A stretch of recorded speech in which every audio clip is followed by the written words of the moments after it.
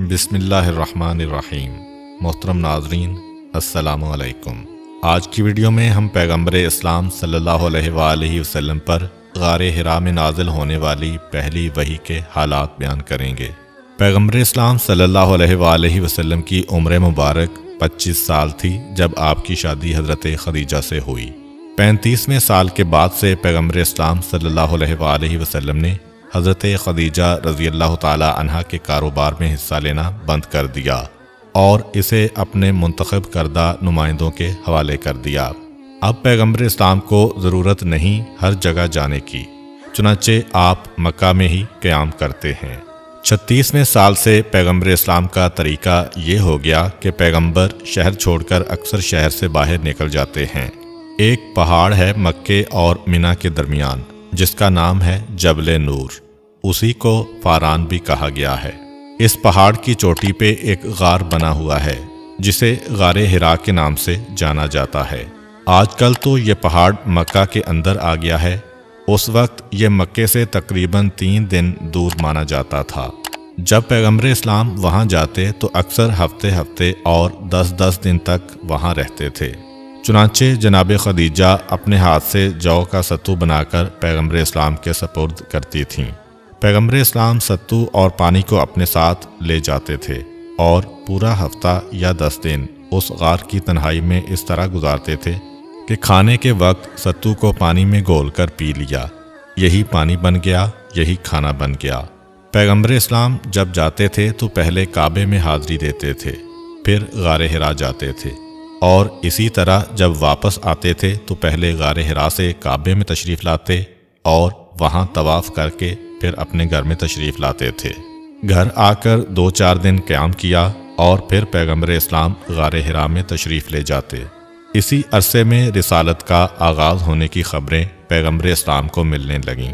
علماء فرماتے ہیں کہ پیغمبر اسلام نبی تو پہلے سے تھے، جیسا کہ خود نبی کریم صلی اللہ علیہ وآلہ وسلم کا ارشاد ہے، کنتو نبیًا و آدم بین الماء والطین۔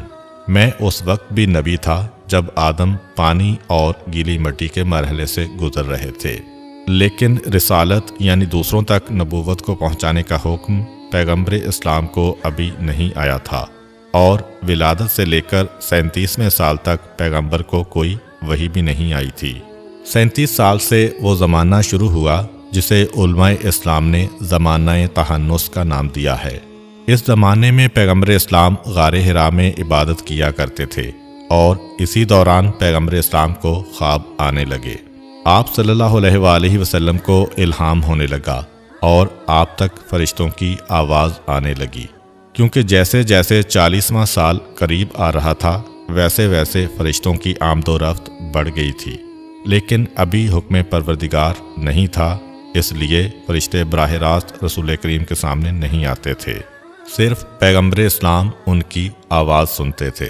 فی الحال پیغمبر اسلام کو صرف الہام ہونے لگا تھا اور رات کو وہ خواب نظر آنے لگے تھے جیسا خواب حضرت ابراہیم علیہ السلام نے دیکھا تھا، یعنی نبی کا خواب جو خود وحی کا ایک حصہ ہوتا ہے اور ہمیشہ سچا ہوتا ہے۔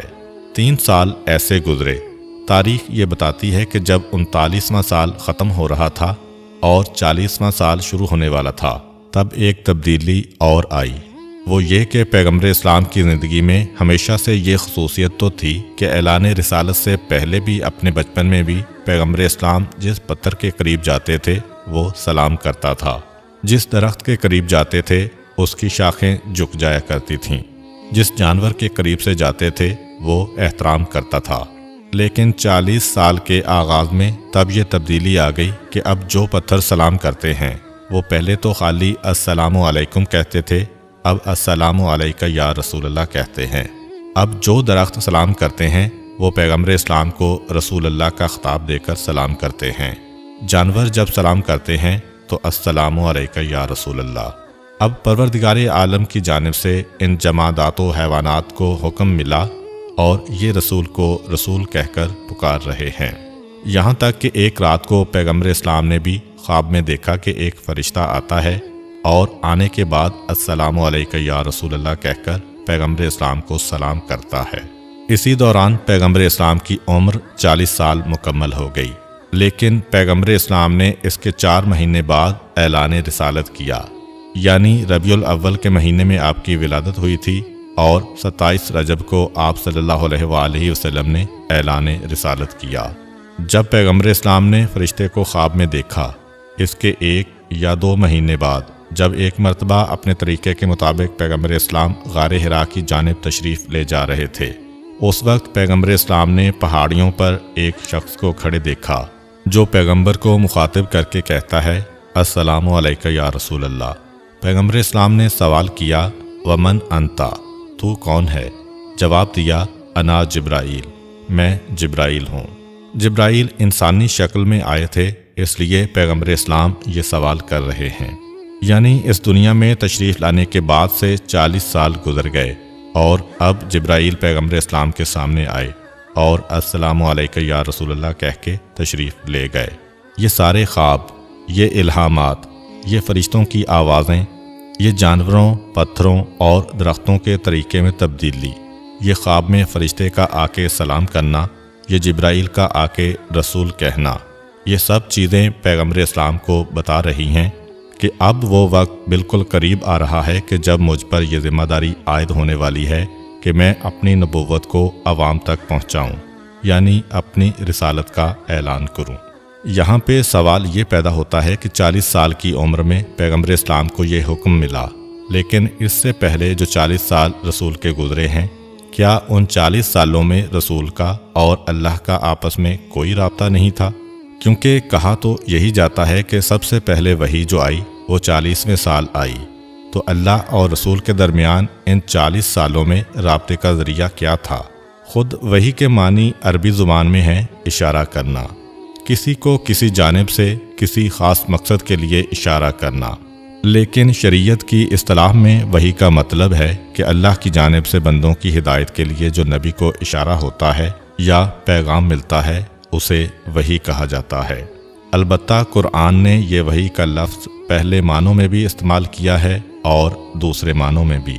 چنانچہ آسمانوں کے لیے آیا کہ ان پہ وحی نازل کی گئی، زمین کے لیے آیا یومئذ تحدث اخبارہا بأن ربک اوحی لہا، کہ زمین قیامت کے دن اپنی ساری خبریں بتا دے گی جو اللہ نے اس پر وحی کی ہیں۔ تو زمین کے لیے کہا کہ اس پہ وحی آتی ہے، فرشتوں کے لیے کہا کہ وحی آتی ہے، شہد کی مکھی کے بارے میں بھی ہے کہ اس پر وحی آئی، حضرت موسیٰ علیہ السلام کی والدہ پہ وحی آئی۔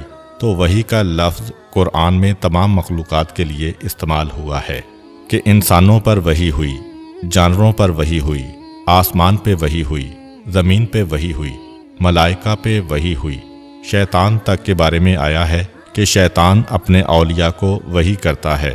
لیکن اس وقت جس وحی پہ ہماری گفتگو ہو رہی ہے کہ اللہ کی جانب سے اپنے رسول پر بندوں کی ہدایت کے لیے جو وحی نازل ہوتی ہے، یہ 5 طریقوں سے آ سکتی ہے۔ قرآن کریم میں 3 کا اشارہ ہے، لیکن 5 طریقے وہ ہیں جنہیں آسانی کے لیے سمجھا جا سکتا ہے۔ وحی کا پہلا طریقہ ہے نبی کے دل میں کوئی بات آ جانا، جسے عام بندوں کے لیے الہام کہتے ہیں، مگر نبی کے لیے یہ بھی وحی ہے، اور اس کی مثالیں روایات میں موجود ہیں کہ پیغمبر اسلام نے کئی مقام پہ کہا کہ میرے پروردگار نے میرے دل میں یہ بات ڈالی۔ یہ وحی کا وہ طریقہ ہے جس کے لیے جبرائیل علیہ السلام کی ضرورت نہیں ہے۔ 40ویں سال ہی وحی نہیں آئی، بلکہ نبوت کی پوری زندگی یہ سلسلہ رہا۔ دوسرا طریقہ بڑا مشہور ہے، خواب کے ذریعے سے وحی آنا، جیسا کہ حضرت ابراہیم علیہ السلام کو خواب کے ذریعے سے حکم ملا کہ اسماعیل علیہ السلام کو ذبح کرو۔ اور پیغمبر اسلام کے بارے میں تو بہت ہی مشہور واقعہ ہے کہ مکہ کیسے فتح ہوا۔ اللہ کے رسول نے مدینے میں ایک رات کو سوتے وقت یہ خواب دیکھا کہ میں احرام پہن کر خانہ کعبہ کا طواف کر رہا ہوں، اور اگلے دن حکم دیا کہ مجھ پر وحی آ گئی ہے کہ مجھے مکے جانا ہے، جس کا تذکرہ قرآن کے 48ویں سورہ فتح میں ہے کہ اے اللہ کے رسول، ہم نے تمہارے خواب کو سچا کر دکھایا۔ تیسرا طریقہ ہے کہ فرشتے کا اپنی اصلی شکل میں آ کر وحی پہنچانا، وہ چاہے جبرائیل علیہ السلام ہوں یا اسرافیل علیہ السلام، لیکن زیادہ تر حضرت جبرائیل علیہ السلام ہی آئے۔ یہ وہ طریقہ ہے کہ جس کا 40 سال کے بعد آغاز ہوا۔ 40 साल से पहले ख्वाब के ज़रिए वही आ रही थी, दिल के ज़रिए वही आ रही थी, मगर तीसरा तरीका फरिश्ते के ज़रिए से वही का आना ये 40वें साल से शुरू हुआ, जिसके बारे में एक रिवायत है। उस्मान इब्न मज़ऊन रज़ी अल्लाह अन्हु पैगम्बर इस्लाम के इंतहाई जलीलुल क़द्र सहाबी हैं।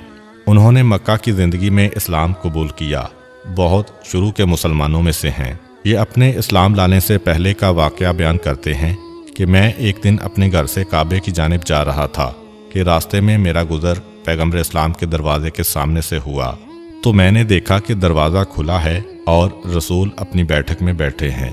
उन्होंने सोचा कि मैं थोड़ी देर बैठ के बात कर लूँ। रसूल के पास जाकर बैठ गए और बातचीत शुरू हो गई। ये वो ज़माना है कि पैगम्बर इस्लाम को नबूवत का ओहदा मिल चुका है, लेकिन अभी अलल ऐलान तबलीग शुरू नहीं हुई। मैं जाके बैठ गया। थोड़ी देर गुजरी, हमारी बातचीत होते होते एकदम रसूल खामोश हो गए और दाईं तरफ देखने लगे। देखते जाते हैं और इस तरह सर हिलाते जाते हैं जैसे कोई किसी से बातचीत करते हुए सर हिलाता है। फिर बाईं तरफ देखने लगे और वहाँ भी सर हिलाने लगे। थोड़ी देर के बाद ये गुफ्तगू ख़त्म हुई तो मैंने पूछा कि एकदम बातचीत करते हुए आप खामोश क्यों हो गए और ये किसकी तरफ आप देख रहे थे? कहा कि अभी अभी फ़रिश्ता वही इलाही लेकर मेरे पास आया था। कुरान की ये आयत अभी मुझ तक पहुँची है। इन्नल्लाह यामुरु बिल अदल वल एहसान वल ईताए ज़िल क़ुरबा व यन्हा अनिल फ़हशाए वल मुनकर वल बग़य याइज़ुकुम लअल्लकुम तज़क्करून। ये आयत अभी अभी जिब्राइल ने मुझे पहुँचाई है। उस्मान इब्न मज़ऊन रज़ी अल्लाह अन्हु कहते हैं कि ये कलाम सुन के मैं वहाँ से चला गया। वही का चौथा तरीका ये है कि फ़रिश्ता हुक्म को लेकर आता है, मगर अपनी शक्ल में नहीं बल्कि इंसानी शक्ल में। और अक्सर पैगम्बर इस्लाम के एक सहाबी हैं दहिया कल्बी रज़ी अल्लाह ताला अन्हु, उनकी शक्ल में जिब्राइल अलैहिस्सलाम आते थे। इसके बारे में हज़रत अली कर्रमल्लाहु वजहु की एक रिवायत है कि एक दिन मैं पैगम्बर इस्लाम के करीब से गुज़र रहा था तो देखा कि पैगम्बर इस्लाम लेटे हुए हैं और पैगम्बर का सर दहिया कल्बी की आगोश में रखा है। पैगम्बर इस्लाम लेटे हुए हैं, आंखें बंद हैं। मैं समझ गया कि वही आ रही होगी, इसलिए पैगम्बर लेटे हुए हैं या आराम कर रहे होंगे। जब मैं आगे बढ़ रहा था तो दहिया कल्बी ने मुझे रोक के सलाम किया, ए रसूल के भाई, आप पर मेरा सलाम हो। मैंने जवाब दिया। उन्होंने मुझसे कहा कि आप आ गए हैं, मुझे इजाज़त दीजिए, इसलिए कि इस सआदत और फजीलत के हकदार मुझसे ज़्यादा आप हैं कि आपकी आगोश में पैगंबर का सर रहे। ये कह के दहिया कल्बी खड़े हो गए और मैं फ़ौरन बैठ गया और रसूल का सर अपनी गोद में लिया और वो मुझे सलाम करके चले गए। पैगंबर ने आंखें खोलीं और कहा कि ए अली, किससे बात कर रहे थे? मैंने कहा कि या रसूलल्लाह, ये दहिया कल्बी आपके सहाबी थे जिनकी आगोश में आप सर रख के सो रहे थे। वो अभी ये खिदमत मेरे सपुर्द करके चले गए हैं। तो पैगम्बर इस्लाम ने मुस्कुरा के कहा कि नहीं, ये दहिया नहीं हैं, बल्कि ये जिब्रील अमीन हैं जो इस शक्ल में मेरे पास आए थे अल्लाह का पैगाम लेकर, और तुम्हें देखकर जिब्राइल यहाँ से रुखसत हुए। तो ये चौथा तरीका है वही का कि जिब्राइल आते हैं इंसानी शक्ल में, लोग उनको देखते हैं, उनसे बात करते हैं, पता नहीं चल पाता है कि ये जिब्राइल हैं। और पांचवी और आखिरी सूरत ये है वही का वो तरीका जो सबसे अहम है। वो ये है कि बग़ैर जिब्राइल अलैहिस्सलाम के डायरेक्ट और बराह रास्त अल्लाह और रसूल की बातचीत।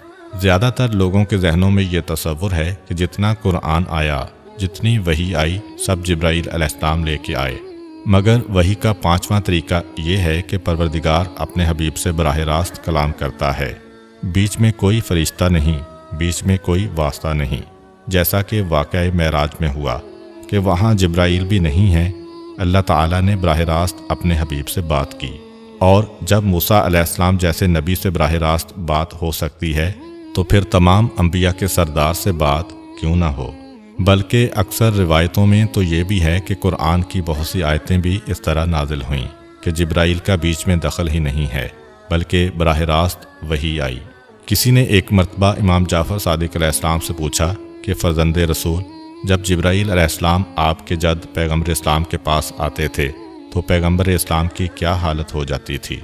क्योंकि आम तौर पर यह मशहूर है कि जब कोई वही आती है तो पैगम्बर का सारा जिस्म कांपने लगता है, چہرے کا رنگ اڑ جاتا ہے۔ وہی ختم ہوتی ہے تو رسول پسینے پسینے ہوتے ہیں، رسول کے چہرے سے پسینہ ٹپک رہا ہوتا ہے۔ امام نے کہا کہ تو نے غلط کہا، جبرائیل کے سامنے رسول اللہ کی یہ حالت کبھی ہو ہی نہیں سکتی، وہ تو خود ان کے ایک ادنا خادم ہیں، جب آتے ہیں تو ادب اور احترام کے ساتھ بیٹھتے ہیں، اور جب تک رسول اجازت نہ دیں ایک لفظ بھی اپنی زبان سے نہیں نکالتے ہیں۔ راوی نے کہا کہ اے فرزند رسول، یہ تو سارے مسلمانوں میں مشہور ہے کہ وحی کا بوجھ بہت بڑا ہوتا ہے، اور جبرائیل وحی دیتے ہیں تو رسول اس کے وزن سے کانپنے لگتے ہیں۔ کہا کہ یہ جبرائیل علیہ السلام کے آنے کے وقت نہیں ہوتا، یہ اس وقت ہوتا ہے جب کبھی پروردگار براہ راست رسول اللہ پہ وحی نازل کرتا ہے بغیر جبرائیل کے واسطے کے۔ اور پھر تذکرہ کیا سورہ مائدہ کا۔ حضرت علی کرم اللہ وجہ الکریم کا ارشاد ہے کہ ایک دفعہ میں رسول اللہ کے ساتھ جا رہا تھا، رسول اللہ اپنی سواری پر تھے، میں اپنی سواری پر تھا، رسول کریم خچر پر سوار تھے۔ ایک دم وہ خچر رک گیا اور میں نے تھوڑی دیر کے بعد دیکھا کہ پیغمبر کا جسم کانپ رہا ہے، سارے جسم سے پسینہ نکل رہا ہے، اور پیغمبر کا خچر اس طرح سے جھکتا چلا جا رہا ہے کہ مجھے ایسا محسوس ہوا کہ جیسے اس کا پیٹ زمین سے لگ جائے گا۔ تھوڑی دیر تک یہ کیفیت رہی کہ ایسا لگ رہا تھا کہ خچر میں کھڑے ہونے کی طاقت نہیں ہے، اتنا وہ کمزور ہو گیا، اور پھر تھوڑی دیر کے بعد یہ حالت ختم ہو گئی۔ پیغمبر اسلام نے ایک مرتبہ مجھے دیکھا، میں نے سوال کیا کہ اے اللہ کے رسول کیا کیفیت ہے؟ کہا کہ ابھی ابھی پروردگار نے براہ راست سورہ مائدہ کی کچھ آیتوں کو نازل کیا ہے، تو جب براہ راست وحی آتی ہے اس وحی کا وزن اتنا ہوتا ہے کہ جس جانور پر پیغمبر اسلام ہیں اس کی کمر ٹوٹنے لگتی ہے، اور وحی کے اس طریقے کے بعد پیغمبر اسلام کمزوری محسوس کرتے تھے، ورنہ دوسرے 4 طریقوں میں کوئی کمزوری محسوس نہیں ہوتی تھی۔ یہ ایسا سلسلہ ہے کہ جس میں جبرائیل کی ضرورت نہیں ہے، بلکہ براہ راست رسول اللہ سے گفتگو کرتے ہیں۔ تو یہ 5 طریقے ہیں وحی کے: الہام، خواب، فرشتے کا انسان کی شکل میں آنا، فرشتے کا فرشتے کی شکل میں آنا، اور آخری طریقہ یہ ہے کہ براہ راست وحی کا نازل ہونا۔ چنانچہ بات ہو رہی تھی پہلی وحی کی۔ 27 رجب کی تاریخ تھی، جمعے کا دن تھا، اور انگریزی حساب سے نوروز کی تاریخ پڑ رہی تھی۔ بیک وقت نوروز اور 27 رجب دونوں جمع ہو رہے تھے۔ جمعہ کا دن ہے، پیغمبر اسلام 7-8 دن سے غار حرا میں تشریف فرما ہیں۔ اس وقت ملائکہ کو اس چیز کی اجازت مل گئی جس کے لیے ملائکہ بے چین تھے اور تڑپ رہے تھے کہ ہمیں رسول کے پاس جا کر رسول کی زیارت کا موقع ملنا چاہیے۔ پروردگار نے کہا، اے میرے ملائکہ، آج تمہیں اجازت ہے۔ چنانچہ الصبح سے فرشتوں کے گروہ در گروہ غار حرا میں اترنے لگے۔ فرشتے انسان کی طرح نہیں ہیں کہ ان کا ہجوم انسان کے لیے جگہ کو تنگ کر دے۔ غار حرا میں فرشتوں کے فرشتے اتر رہے ہیں، ایک ایک گروہ آتا ہے اور آ کے پیغمبر اسلام کو سلام کرتا ہے، یہاں تک کہ جب یہ سارے فرشتے آ گئے تو روایت یہ ہے کہ اس کے بعد جبرائیل علیہ السلام 70,000 فرشتوں کو لے کر اور میکائیل علیہ السلام 70,000 فرشتوں کو لے کے ایک ساتھ غار حرا میں داخل ہوئے۔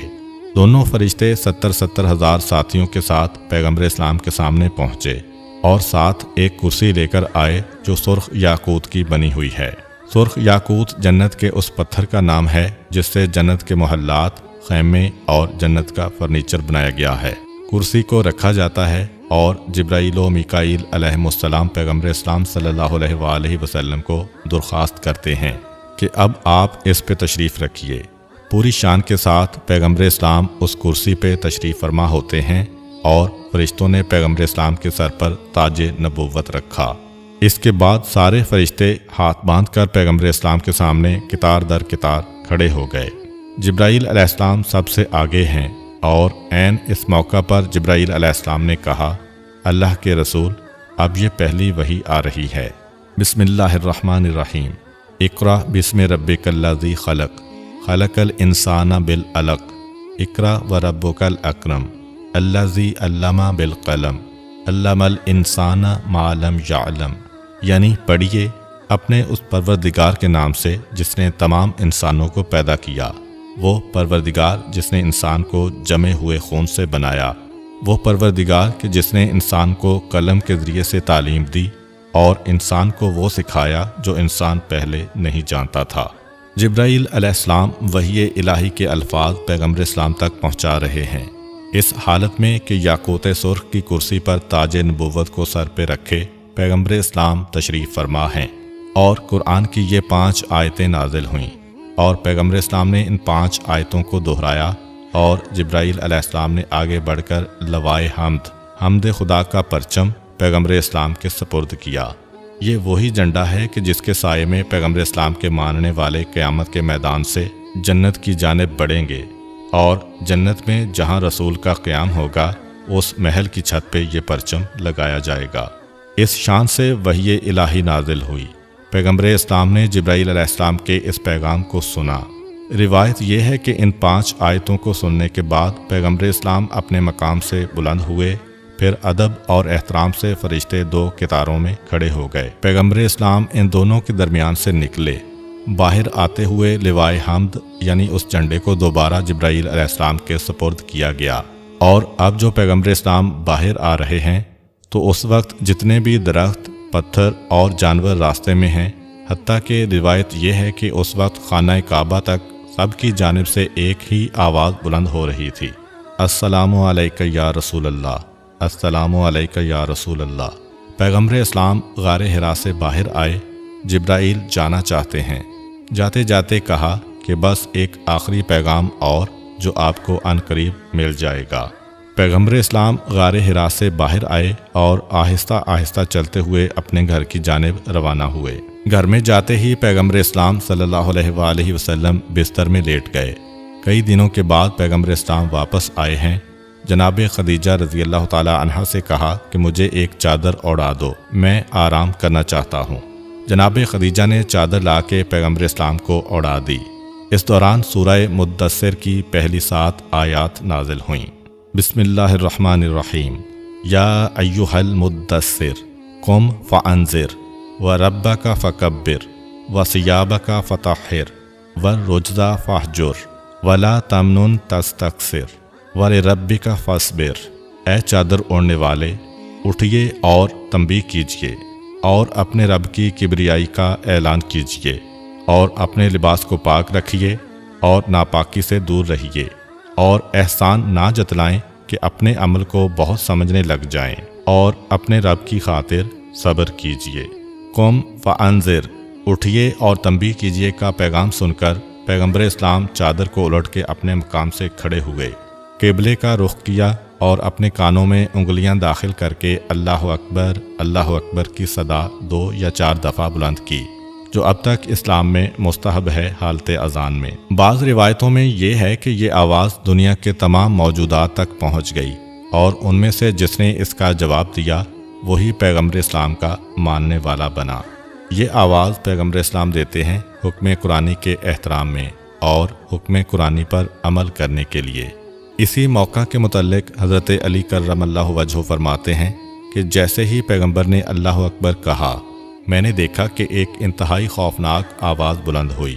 میں نے آگے بڑھ کر پیغمبر اسلام سے سوال کیا کہ اے اللہ کے رسول، یہ آواز کیسی تھی؟ آپ نے اللہ اکبر کہا۔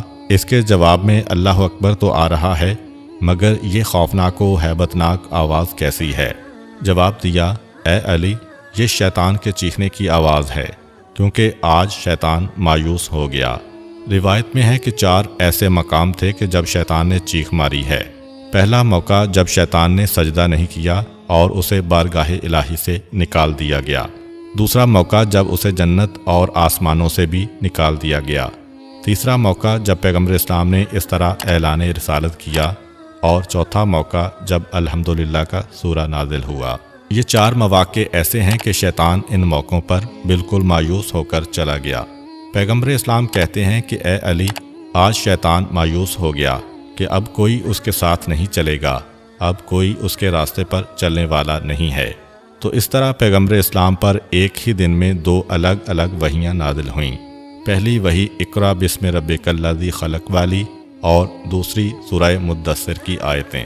اب پیغمبر اسلام صلی اللہ علیہ وآلہ وسلم نے جناب خدیجہ رضی اللہ تعالی عنہا کی طرف رخ کیا اور فرمایا کہ اے خدیجہ، کیا تمہیں پتہ ہے کہ پروردگار نے اب رسالت کے اعلان کا حکم دے دیا ہے، اور اگر تم میرا ساتھ دینا چاہتی ہو تو پھر کلمہ پڑھو۔ جناب خدیجہ نے پوچھا، اللہ کے رسول کون سا کلمہ؟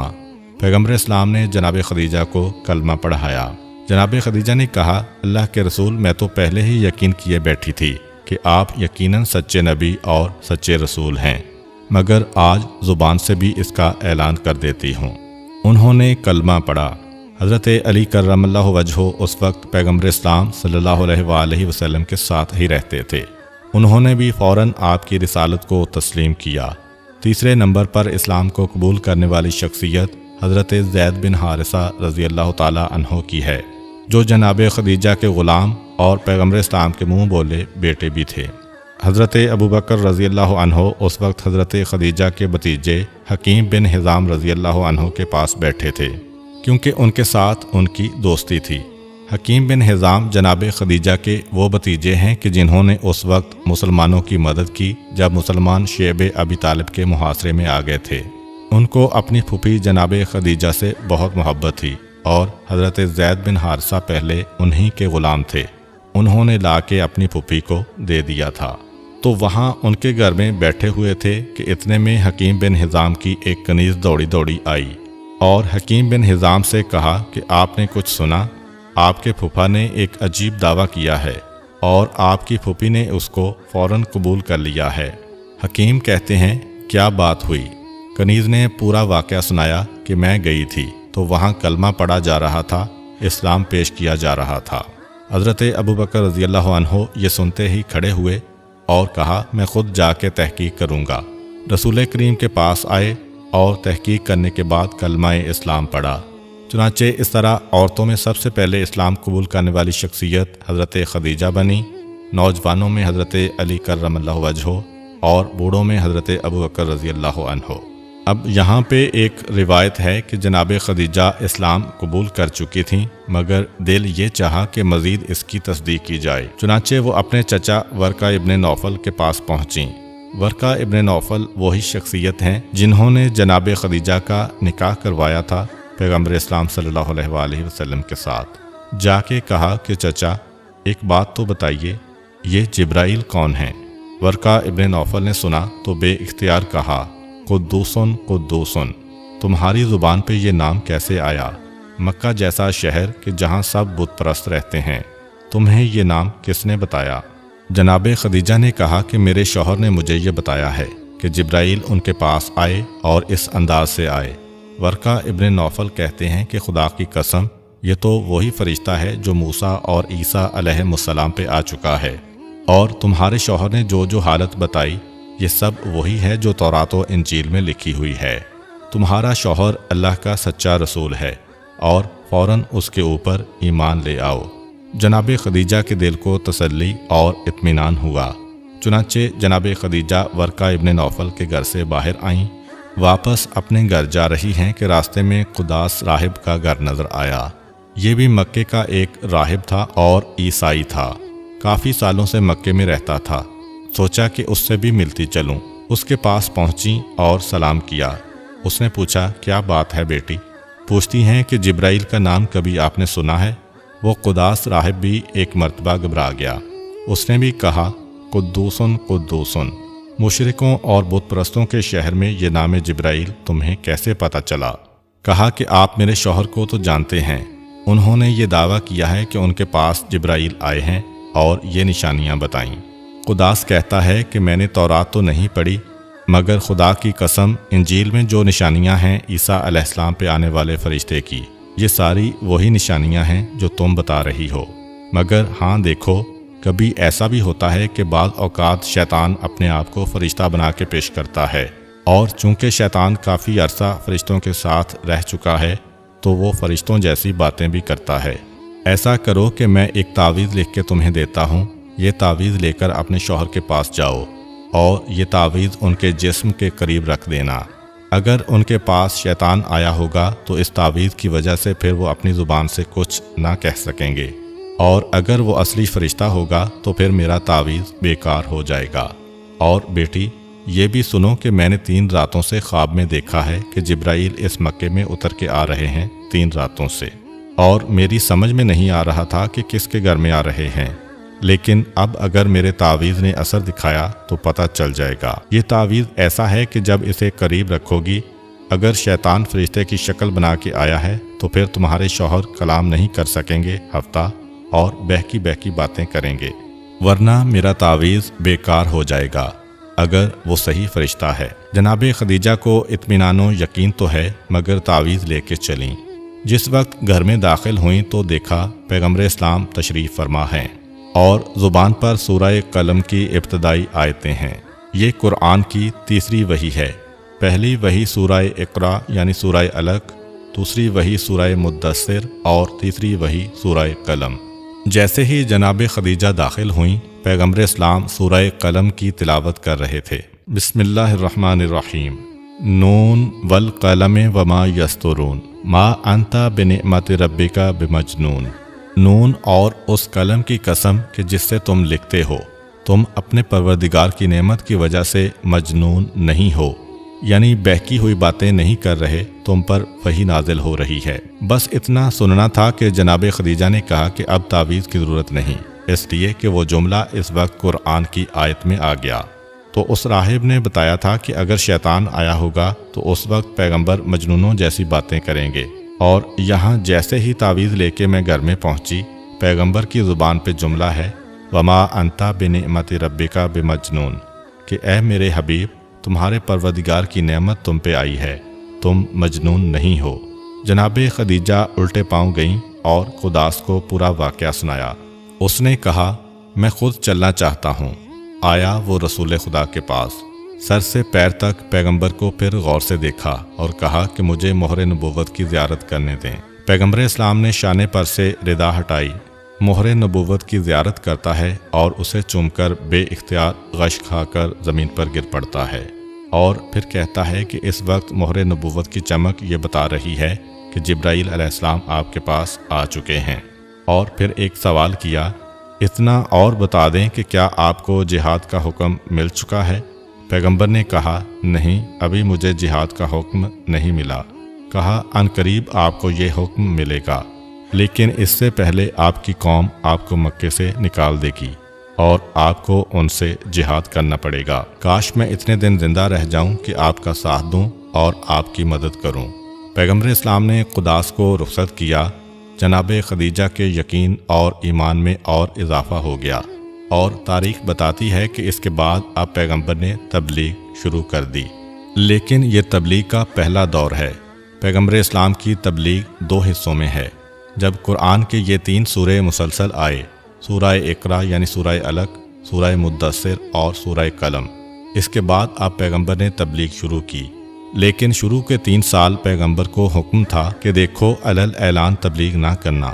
وہ جو واقعہ بیان کیا جاتا ہے کہ پیغمبر اسلام نے جیسے ہی رسالت کے پیغام کو پایا تو فوراً پیغمبر اسلام نے اپنے خاندان والوں کی ایک دعوت کی، جسے دعوت ذوالعشیرہ کہا جاتا ہے۔ نہیں، یہ واقعہ 3 سال بعد کا ہے۔ اسی طریقے سے نصاب کی کتابوں میں جو ایک واقعہ ہم پڑھتے ہیں کہ جب جبرائیل علیہ السلام آئے تو اس کے بعد پیغمبر اسلام پہاڑی پہ چڑھے اور اعلان کیا تھا کہ مکے والوں، اگر میں کہوں اس پہاڑی کے پیچھے دشمن ہے تو کیا میری بات کا یقین کرو گے یا نہیں کرو گے؟ اور دیکھو میں ایک سچا پیغام لے کے آیا ہوں۔ مگر وہ واقعہ بھی 3 سال بعد کا ہے، اس لیے کہ غار حرا میں پہلی وحی نازل ہونے کے بعد کم سے کم 3 سال ایسے گزرے کہ پیغمبر اسلام کو حکم تھا کہ آپ تبلیغ پوشیدہ طور پہ کریں، آہستہ آہستہ کریں۔ تو پہلے 3 سال ایسے گزرے کہ پیغمبر اسلام لوگوں کے سامنے عام طور پر اسلام پیش نہیں کر رہے ہیں، بلکہ جسے دیکھتے ہیں کہ یہ مسلمان بن سکتا ہے اسے چپکے سے اسلام کا پیغام پہنچاتے ہیں۔ اور جو آدمی مسلمان بن گئے ان سے یہ کہا جاتا کہ تم اپنے دوستوں اور رشتہ داروں میں دیکھو جو تمہیں نظر آئے کہ حق کی بات کو قبول کر سکتا ہے تو اس تک اسلام کا پیغام پہنچاؤ، اور جب وہ کلمہ پڑھنے پہ راضی ہو تو پھر میرے پاس لے کے آؤ۔ تقریباً 3 سال تک نہ دعوت ذوالعشیرہ ہوئی، نہ خاندان بنو ہاشم میں کوئی اعلان ہوا، نہ ہی پہاڑ پہ چڑھ کے پیغمبر اسلام نے کوئی اعلان کیا، بلکہ آہستہ آہستہ اپنے پیغام کو آگے بڑھایا جا رہا ہے۔ جس طریقے سے کوئی بھی تحریک جب چلتی ہے تو پہلا مرحلہ ہوتا ہے انڈر گراؤنڈ، پہلے فکر کو آگے بڑھاؤ اور پھر معاشرے سے ٹکر لینا۔ تو ان 3 سال کی محنت کے نتیجے میں 134 آدمیوں نے اسلام قبول کر لیا۔ ان 134 آدمیوں میں 9 غلام اور کنیزوں میں شامل تھے، اور باقی 125 جو تھے ان میں بھی 2 آدمی ایسے تھے جو قریش سے باہر کے تھے۔ 123 آدمی قریش والے تھے۔ یعنی اسلام کا پیغام غلام اور کنیزوں تک ہی نہیں پہنچا، بلکہ ان میں معاشرے کے پڑھے لکھے اور سمجھدار لوگ بھی تھے۔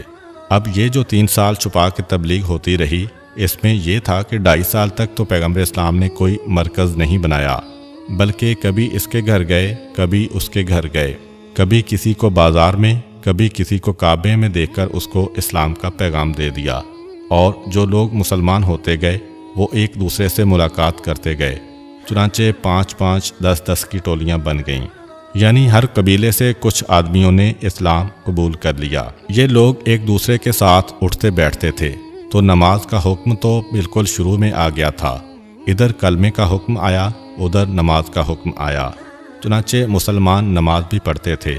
ایک مرتبہ ایسا اتفاق ہوا کہ اس نماز کی وجہ سے کافروں کو پتہ چل گیا کہ ہمارے یہاں ایک نیا مذہب آ گیا ہے، کہ بعض مسلمان ایک پہاڑ کی غار میں جا کر نماز پڑھ رہے تھے، کیونکہ پیغمبر اسلام نے حکم دیا تھا کہ اپنے دین کو چھپاؤ اور اپنی عبادت کو چھپاؤ۔ وہ نماز پڑھ رہے تھے کہ قبیلہ بنی تمیم کا ایک آدمی وہاں سے گزرا، حیرت سے رک گیا کہ یہ کیا ہو رہا ہے۔ اچھا، کچھ لوگوں کو یہ سود بد تو مل گئی تھی کہ مکے میں کچھ ہو ضرور رہا ہے، کوئی نئی تحریک چلی ہے، یہ پتہ نہیں چلا تھا کہ یہ سلسلہ کس نے چلایا ہے، مگر ہر قبیلے کو معلوم ہو گیا تھا کہ ہمارے کچھ نوجوان، ہماری کچھ عورتیں، ہمارے کچھ مرد، ان کا طریقہ بدل گیا ہے چند دنوں سے، عجیب عجیب باتیں کرنے لگے ہیں، عجیب عجیب طریقے ان کے ہو گئے ہیں کہ کبھی دعوت میں نہیں بیٹھتے، کبھی شراب کو چھوڑ کے کھڑے ہو جاتے ہیں۔ ایک سود بد تو ہو گئی، لیکن ابھی کسی نے توجہ نہیں دی۔ 2.5 سال ہو گئے تھے تبلیغ رسالت کو کہ بنی تمیم کے اس آدمی نے دیکھا کہ یہ کچھ آدمی عجیب طریقے سے کھڑے ہیں، کبھی کھڑے ہوتے ہیں، کبھی جھکتے ہیں، کبھی گرتے ہیں۔ اس نے یہ طریقہ دیکھا تو مذاق اڑانا شروع کر دیا کہ یہ تم نے کیا مسخرہ پن شروع کیا ہے، اور اس طرح کچھ مذاق کی باتیں کہیں۔ ایک مسلمان نے غصے کے عالم میں جانور کی ایک ہڈی اٹھا کر اس کے سر پہ ماری، جس سے وہ زخمی ہو گیا، اور اتنے سارے مسلمانوں کو دیکھ کر وہ واپس چلا گیا۔ مگر اس غلطی کی وجہ سے پیغمبر اسلام نے اب منع کر دیا کہ اب تم لوگ کہیں اور میٹنگ بھی نہ کرنا، کہیں پہ نماز بھی نہ پڑھنا، بلکہ ایک مکان میں مقرر کرتا ہوں، جب کبھی ایک دوسرے سے ملاقات کرنا ہو یا نماز پڑھنا ہو تو یہاں آ جایا کرو۔ اور یہ مکان تھا دار ارقم۔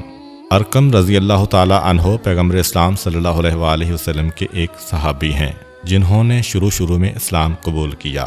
ان کا مکان پیغمبر اسلام نے اس مقصد کے لیے مقرر کیا۔ اس مکان کی خوبی یہ تھی کہ یہ مکان حرم یعنی خانہ کعبہ سے بہت قریب تھا۔ صفا اور مروہ 2 پہاڑیاں جن میں 7 مرتبہ دوڑا جاتا ہے حج میں، ان میں سے صفا پہاڑی سے بالکل ملا ہوا یہ مکان تھا۔ اس مکان کو پیغمبر اسلام نے مرکز بنایا 2.5 سال کے بعد کہ یہاں پر ہم لوگ چھپ کے جمع ہوں گے، جو نمازیں پڑھنا ہیں اب نہ کعبے میں پڑھو، نہ پہاڑوں میں پڑھو، نہ میدانوں میں پڑھو، نماز یہاں آ کے پڑھو، عبادت یہاں آ کے کرو، ملاقات یہاں ایک دوسرے سے کرو، اور اگر اسلام کی کوئی بات پوچھنا ہے تو یہاں آ کے پوچھو۔ یہ مرکز بن گیا اسلام کا 6 مہینے تک۔ 6 مہینے کے بعد پھر تو پیغمبر کو حکم ہوا کہ اب آپ علل اعلان تبلیغ کیجئے، لیکن اس وقت بھی پیغمبر اسلام نے اسی کو مرکز رکھا۔ البتہ کافروں کو پتہ چل گیا کہ اب مسلمان یہاں رہتے ہیں، اور مکے سے ہجرت کرنے تک یہی سب سے بڑا مرکز رہا مسلمانوں کا۔ 3 سال جب گزر گئے اس تبلیغ کو اور 134 آدمیوں نے کلمہ اسلام پڑھ لیا، تب دعوت ذوالعشیرہ کا حکم آیا، اور پیغمبر اسلام صلی اللہ علیہ وآلہ وسلم نے اپنے خاندان والوں کو کھانے کی دعوت پر بلایا اور انہیں اسلام کا پیغام دیا۔